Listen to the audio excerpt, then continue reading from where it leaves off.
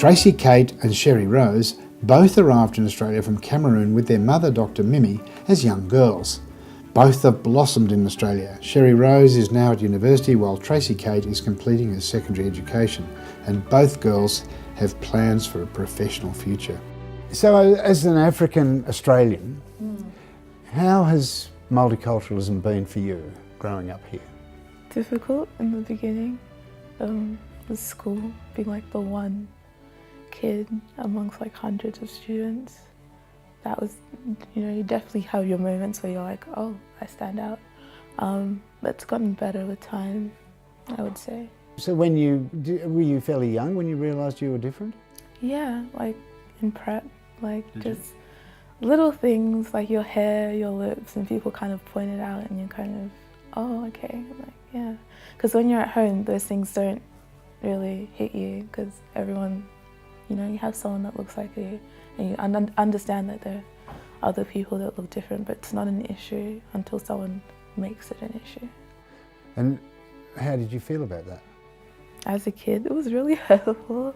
Is skin colour something that you, really worry about? Not these days, no. I think I'm far too comfortable in my skin for anyone to kind of shake my confidence now, yeah. And how do you feel? I mean, being of African background and of African heritage is absolutely the best thing, I think, the best gift that I have from God. And the fact that I can walk around now, I'm comfortable in my skin despite what people have to say or despite what they think.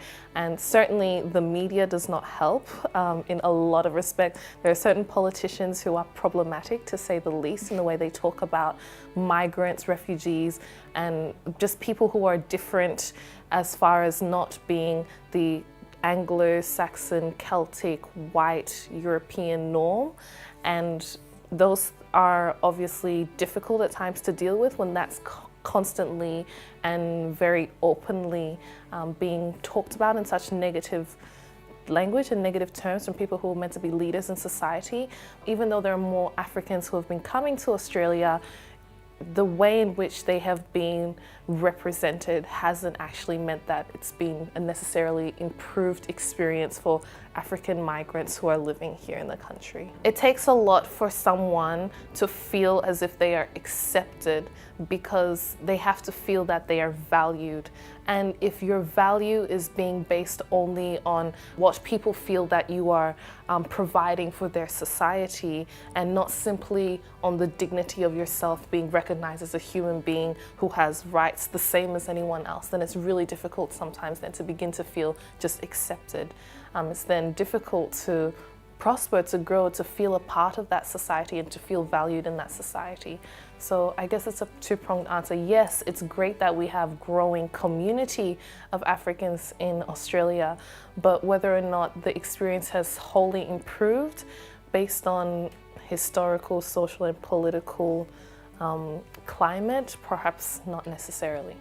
Like, I remember when the African gangs thing started, even at uni people would be like, oh, do you have like your Sudanese cousins, like, messing things up, or, all these kind of, and it's like, I'm not even Sudanese, first of all. I'm not even East African. I'm not East African. Yes, the complete misconceptions about Africa being an actual continent with such diversity and rich culture, and history, and being kind of just lumped into this monolithic, uniform group that is being painted with quite a negative brush. And it's a bit sad.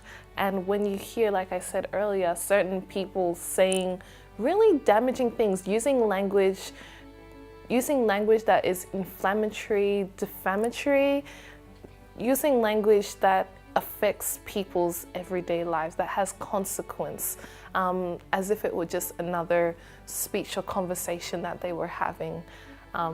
It's hard to have to deal with that. What is it that you think's really required in this community, this society of ours, to make multiculturalism work for everybody?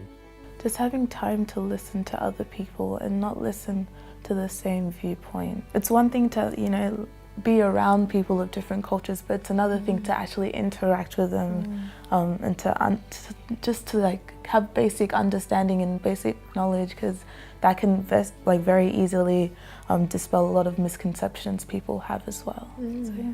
The saying stands, you can't be what you can't see. And if every time you're looking on television and people are telling you that where you come from and your people, whichever people that is, are this, that, and the other, all to the negative, then it becomes very, very difficult for you then to build the confidence to go out into society and say, well, actually, this is who I am, and I need you to know me, and I want you to know me because I want to know you also. It's difficult to do that, and then it's difficult for those people on the other side to respect you and to see you as more than that. And if you can't and you don't have that mutual respect, then it's really difficult to move forward. Anything in society, the more diversity you have, the more ideas that you have, the more cultural and emotional intelligence and social intelligence that you build, the stronger and more apt and versatile and more likely to survive your community is going to be. So we really need to think about that critically. And I think our leaders in particular, or the people who we look up to as leaders, or who hold those leadership positions, who are doing a really poor job of catering to all areas of our society, to making people feel as though they belong in the society, because everyone belongs. If you're a human and you have basic integrity and you intend and do no harm to society, then you belong and you should be treated as such.